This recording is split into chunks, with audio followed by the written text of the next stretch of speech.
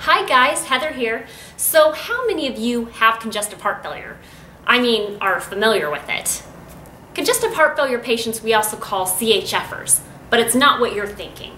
And these patients come into the hospital with fluid overload, and this fluid can cause like massive swelling in the tissues and the extremities and even build up in the lungs. So the doctor will usually prescribe a drug diuretic called Lasix, which removes the excess water and salt from the body by way of urination. So guess what, guys? There's this procedure called aquapheresis that I've never even heard of before I came to this hospital. And it's kind of like a dialysis procedure where the patient has to have a central line or a PICC line, and the blood's removed from the body and filtered by this machine. So it removes the excess water and salt from the blood, and then it's like infused back into the patient's bloodstream. And I find that so fascinating and cannot wait to see it actually performed on a patient. So, as some of you may know, I did my first 2 night shifts ever in my whole life. And there's a few perks to working nights, let me tell you. There's less people there, so that equals less drama.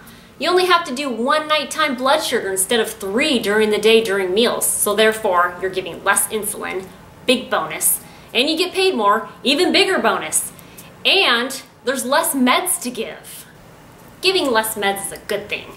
I never really cared to give PO meds so much. I like IV meds much better because there's less chances of choking.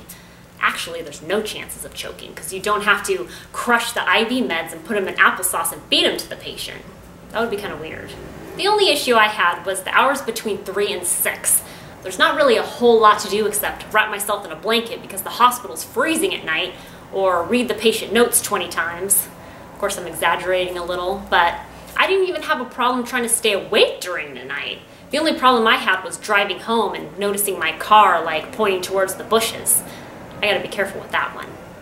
I would for sure do it again. Well guys, thanks for watching. I'll talk to you soon, okay? Bye!